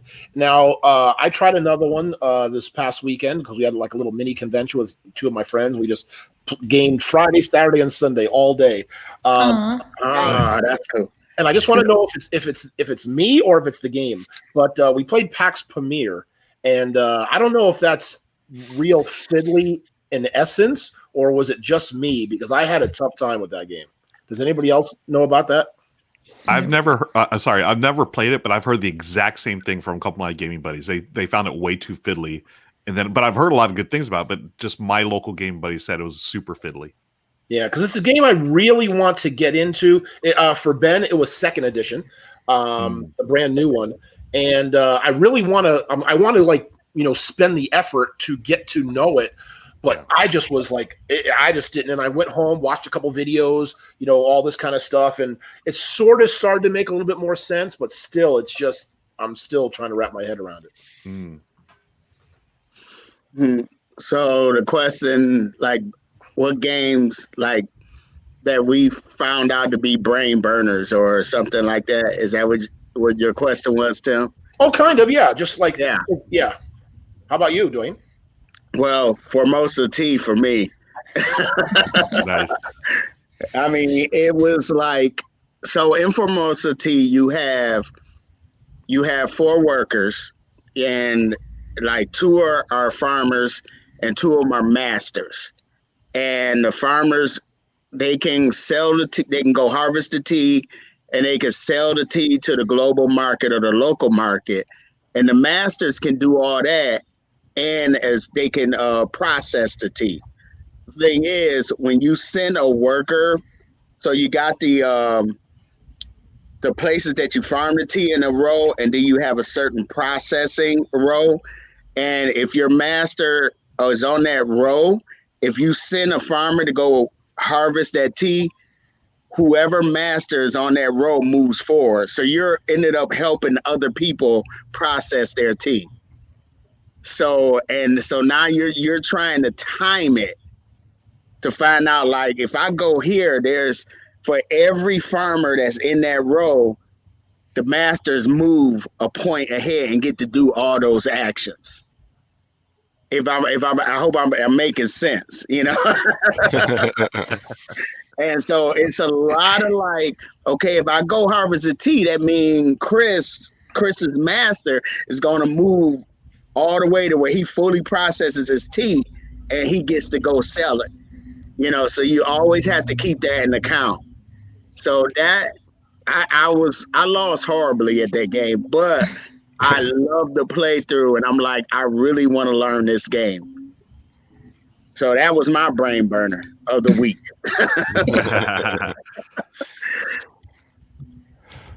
How about this one? Has anybody heard of The Cost?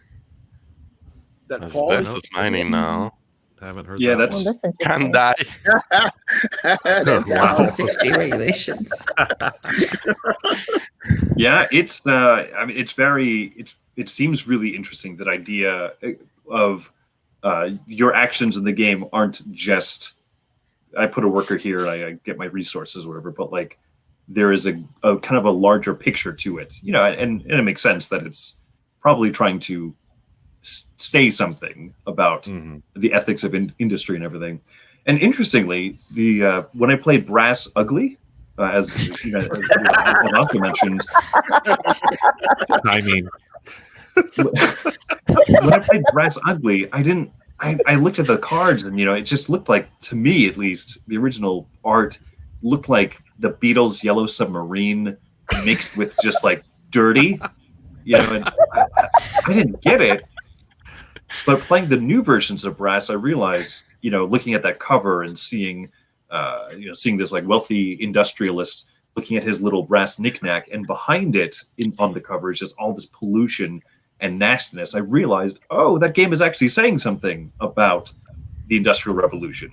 That it wasn't just like, let's see who comes out on top, but it really has that kind of that undertone to it of there is a cost to it. And so I'm really interested in that particular game, The Cost, because that puts it even more front and center.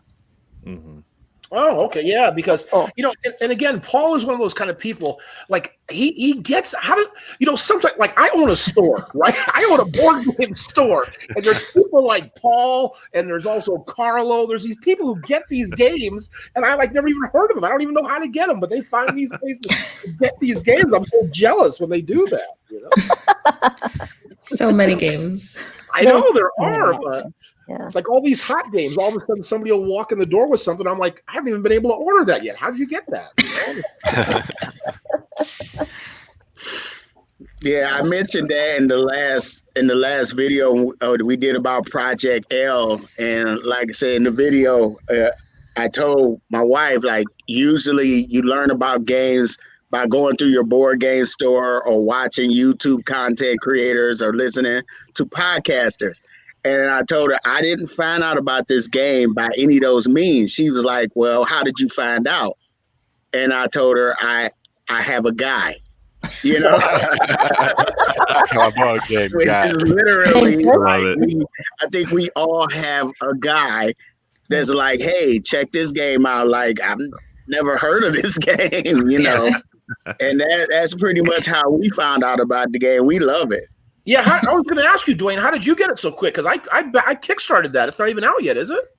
Project L, I think this is the second Kickstarter that they have with the expansion. Yes. Oh, is that what it is? Oh, okay. Yeah. And but my guy had his cop. He kickstarted it the first time. And then I was like, well, where can I get this? And he sent me to this website. Right. And Dark corner in the web. Yeah. Right. and so I ended up buying that game. I think it's called Card House. And I think it's based in Indiana or something like that. And that's where I ordered it from. Oh, okay. Project L is so much fun. I played it at Dice Tower West. Here's And Paul's. I was like, oh, where can I get this? Oh no, I missed the Kickstarter. That type of thing. Yeah. Yep, or you can do like Jeremy too. This is the Mafia. This is how they do it. Nice. You just have to be friends with Jeremy. You don't have to be Jeremy. You're just friends with him, you know? There you go. Yeah. I played Marco Polo 2. Now that it's on Board Game Arena, that's interesting. I enjoyed the Voyages of Marco Polo. To play the Voyages of Marco Polo 2. I mean, I know people who know Voyages of Marco Polo 1 and then didn't read 2 and just went in and did what Chris does, you know, and just like, you know, try to do whatever they think they can do, you know, and just learn that way, which you can. But oh my gosh, like, it's easier and it's more complex at the exact same time, which is really, really interesting because like Marco Polo 1 is tight, right? You have to you have to be good at managing your resources, managing your money and your camels and stuff like that.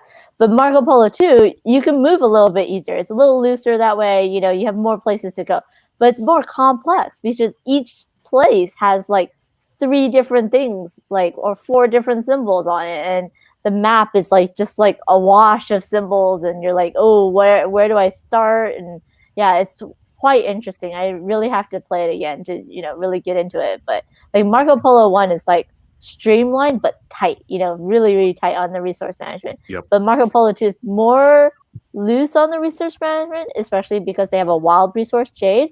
But it's also like visually complex and mentally a little bit more complex at the same time. Nice. Yeah. Here's some of Paul's secrets too, just so everybody knows. He gets, I guess, some stuff from Amazon France DE, yeah. and Amazon DE and Amazon JP as well, I guess. So, Mm. yeah, again, it's good. It's good. Paul's a good person to know because, like I said, Seems like it. He's the guy. Group buys, yeah. he really Okay, is- I have a question. It came up in a chat group. How many, or do you think that playing a board game online, or did you play a board game online and that made you buy the physical game? Oh, That's a great question. I'm trying to think. I don't know if I've. Well, Chris, that would be root for you, right? That you played it online. Yeah, no, gotta he work still for that hasn't commission, bought Chris. it. Come on now. That's right. I still haven't bought Root, but I would be more likely to now, especially because I know now other players who have played it enough times to actually make it worth it.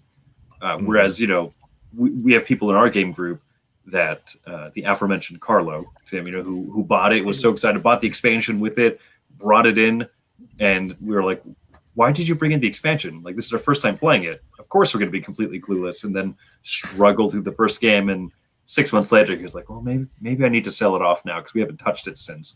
But at this point, and now so many more of us know how to play it, so I think that'd be worth it. Other games, though, that I have bought because of playing it through the app, Isle of Skye, that one, Okay. you know, many of these games, just trying them out first through an app. Alhambra was another one that we tried out the app first. Yeah. Interesting. There's been a couple. Aquatica. Aquatica is I still need beautiful. to play that one. Yeah. I played it at Dice Tower West, and then I'm like, yes, there's an app for it because you can't really get it anywhere. Yeah. Ben had a good comment. He says he's addicted to board games, and it's rare for him to buy a game before the app. Oh yeah. You know, like he usually buys it before the app's even implemented and put out.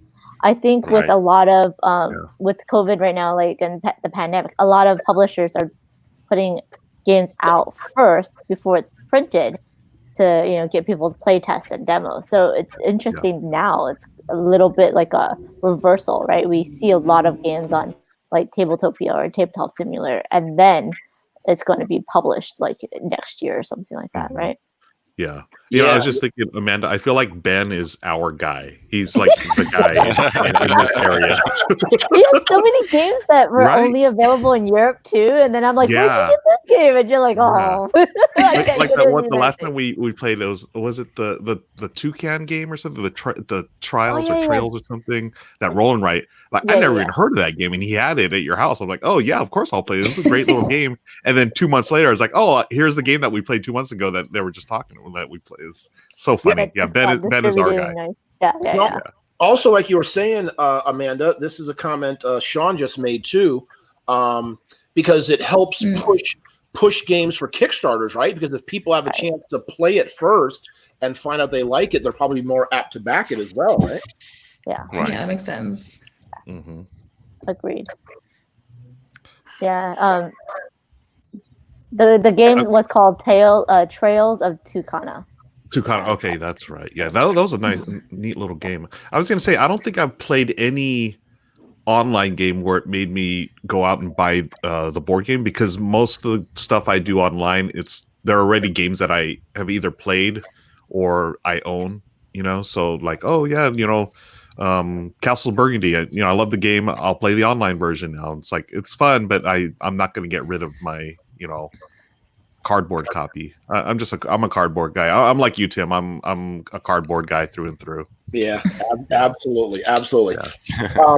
Okay, guys, so we got about 15 minutes left. So we're going to be meeting again next month. It'd be great to have as many of you back as again. We had a great night. So what I'd like to do is I'd like to go around and just get an idea of what people maybe have planned in the month. Not, you don't have to be held to anything, but maybe what you're planning, what you have upcoming, just like that to let people know. So let's, Estefania, let's go ahead and start with you.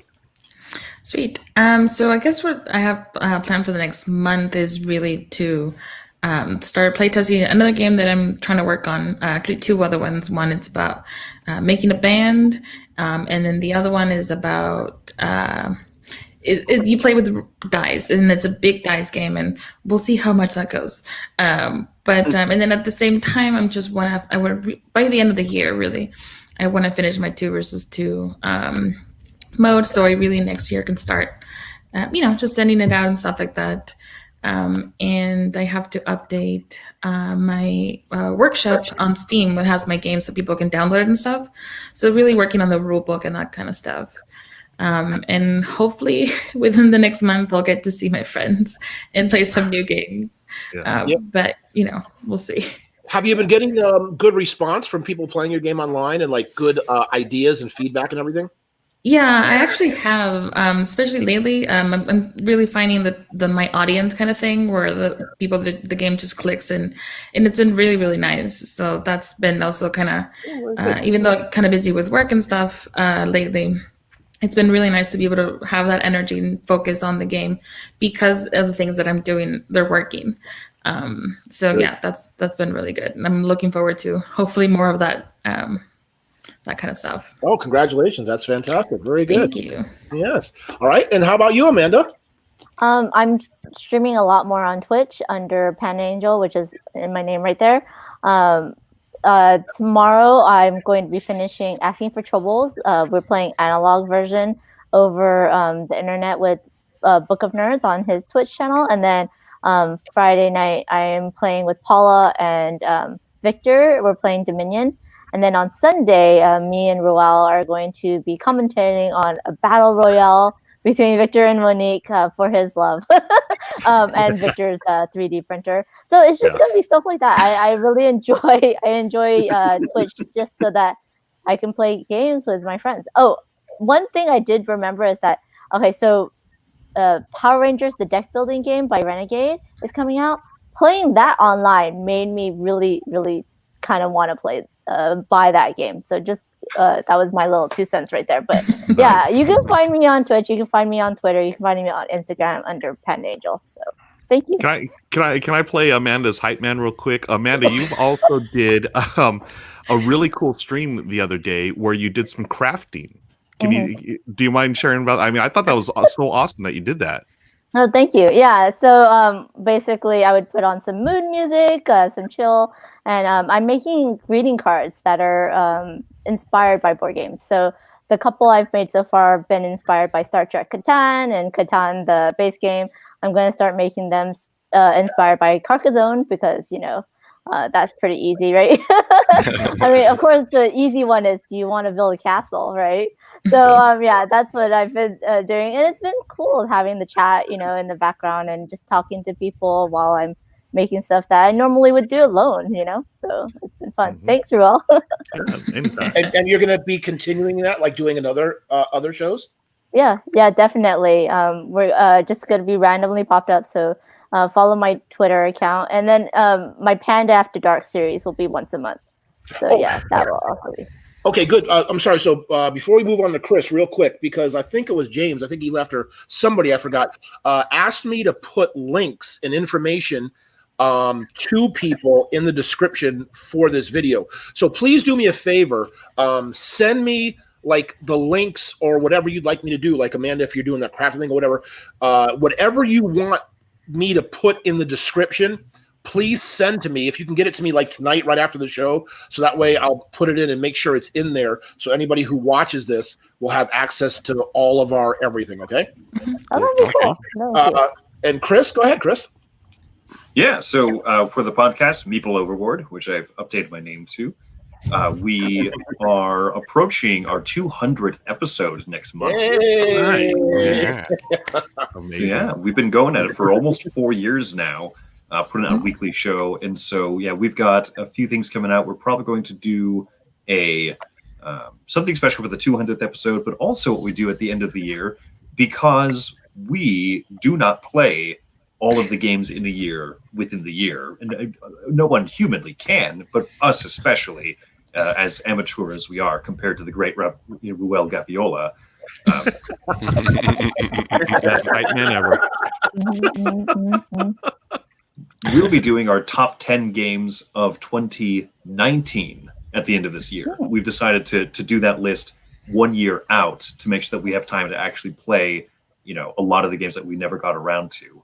So that's something that we're looking forward to for the end of the year. Nice. Oh, very good. All right. And Dwayne, how about you? Well, me and my wife have been playing New York Zoo by Uwe Rosenberg, and that's going to be the next review on our channel.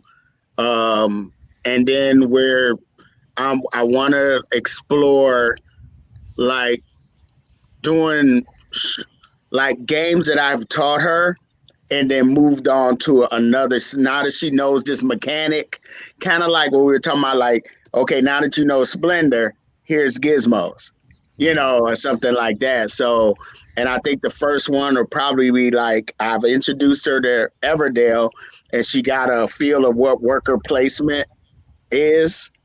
So now here's viticulture. Like, here's the true worker placement game. I don't know if I would have done it that way, but that's interesting. Something like that. Moving like here. Now that you know this mechanic, here's a game that really utilizes that mechanic that you just learned. Yeah.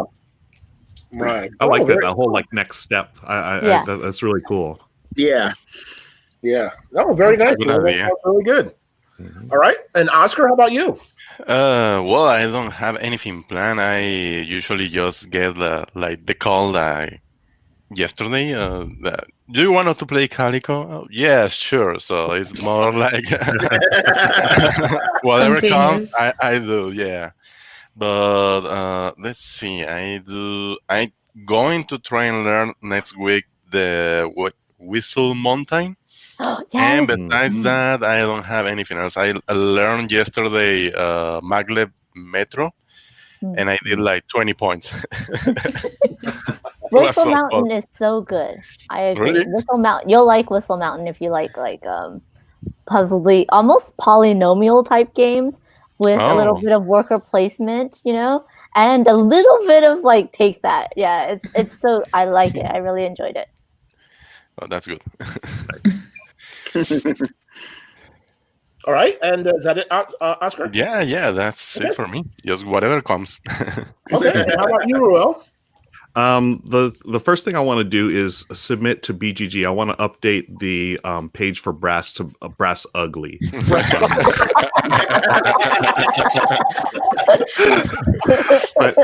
But the things that are on my immediate to-do list, I'm recording a segment for the 5x podcast. We are actually celebrating our 100th episode real soon here. Oh, nice. So I'm doing. Thank you. We've still got 100 to go to catch up to Meeple Overboard. But I'm so proud to be part of that podcast. I really enjoy working with Mike and the whole crew there. So I'm going to be recording an episode for that. That'll be out, I believe, next week. And then on Saturday, as I mentioned before, we've got a big Twitch stream happening with the Brothers Murph, Paula Deming, Matthew Jude, and all the others, Board Game Blitz, and ourselves. We're going to go from 9 a.m. Pacific till 9 p.m. Pacific. 12 straight hours. We're going to raid each other. It's going to be a lot of fun. We're playing all kinds of great games. So hopefully people tune in and have some fun with us in chat. Awesome. I just remember I do have something planned. Well, kind of planned. I'm part of the Pushboard Media, and we are doing like this video with parts from everybody. And we are going to do recommendations for the holidays of games that you can, like gateway games, Nice. but not gateways, so just games that you can play with anybody. And well, I will be putting my piece on that, maybe a 5-minute piece. I don't know, but yeah, I hope that comes out like we are maybe the end of November. Nice. Okay. That's cool. Oh, very good. All right. Were you finished, Ruel? Do you have anything else? Yeah, I got some other stuff planned, but that's like the immediate thing. I've got some other things happening. That's just tomorrow. Yeah, just tomorrow. Well, it's the 5 things for tomorrow. I tell Michelle all the time, I keep busy so I can stay out of trouble, So. Yeah. Well, you need a secretary. I'm just telling you, you need some kind of secretary. I seriously do. Like I'm not, so here's one thing that we talked about the last time I was here is like, talking about, knowing your limits and just taking time for yourself. Like, I feel like I'm, this last week I took on a little too much. So this weekend I'm gonna after the Saturday stream, I'm gonna take Sunday and just shut everything off and read a book. Excuse me, sir. Well, except for the 5 o'clock thing we're doing. Ooh. Like, what? You're not gonna be there. And that's what I'm telling you right now. Again, Chris, timing. All right. Well, I guess for me then, what I'm still trying to, I guess, find my voice. Like in comedy, people try to look for their voice. The same thing with the YouTube channel. I'm really trying to find out what I enjoy doing, what I like doing, what people respond to, all that kind of stuff. So yeah, I'm just going to be exploring that more. And because I like, to me personally, I love like debate and discussion, having civil discourse. And that's why, I did a lot of the interviews and stuff, because I just enjoy that. So, and then my friend Wayne, he brought up the, agree to disagree. So I like stuff like that. So I may start exploring some more things like that. I'll be meeting tomorrow with Ruel, starting a new thing also. And again, like I've told all of you guys, I want to like highlight all of the content creators and friends and stuff like that, because that's what I am doing. So again, I'm just trying to find more of my voice on YouTube to find what I like and what the audience likes. So just Tim, I do have to say, it's been really cool to see you create so much content, ever since everything's going down. I mean, I love it. I love seeing all the different things you're doing. And, I know that you've inspired me and plenty of other content creators there. So just keep doing your thing, my friend.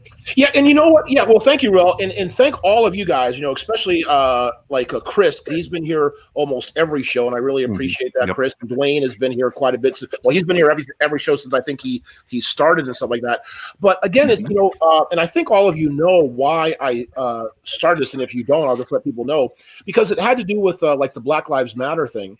And what I wanted, especially in the board gaming industry, I wanted more, black faces to be seen, first of all, because, there's not a lot of us around. And then I wanted more just people of color, and then women, and just different looks, different representation. So, because we all love this hobby, right? And we all want more people to get into it. So when people look at our stream like this, because, and again, there, we have Tom Vassell, we have Rodney, we have Rado. There are plenty of really huge content creators who are great, but they all kind of look the same. And nothing, it's nothing against them, right? I mean, you guys know what I mean. They're great at what they do, but there are plenty of people who look like us. Like, look at us right here on this screen. There are plenty of people who look like us who need to see us to come into the hobby. So, and again, and if you can only stay for 15 minutes, a half hour, you have to leave or whatever, please try to join, because that is my whole goal, especially with this. Just so when this goes out on Twitter, you share it on your YouTube channel, and it goes whatever, that just people who look like us, women, people of color, black, whatever, just get to see themselves and they're like, oh wow. So yeah, there are people like me playing games and doing stuff like that. So yeah, that's my whole goal for this kind of thing. Yes, representation matters, Tim. I agree 100%. Totally. I'm gonna make one now. I gotta make one of those. You gotta make one now, Estefania. Yeah. I love it. Yeah, very good. Okay, so guys, thank you again so much for joining for another Thursday night get together. Don't forget, please send me your stuff, your information, your links and stuff, so I can just cut and paste, and I'll drop it right in the descriptions. And again, the next one I think is December 12th or somewhere around there, but you'll get plenty of notice, and it'll be great to have you again. But in the meantime, I don't know what's going on in the places you lived. I know in Nevada, the governor's getting pretty strict because we're all getting the hot spots, right? Especially over the holidays, getting together. So everybody stay safe and try to, maybe not see the family or do what you have to do, but, just stay safe and don't get sick. And hopefully we'll see you next month in December. Yeah, Yes. look forward to it. Yeah. All right. Well, Thank take you, care, everybody, and thanks for coming. Bye, Thank you, everyone. everybody. Bye. Bye. Nice to see you.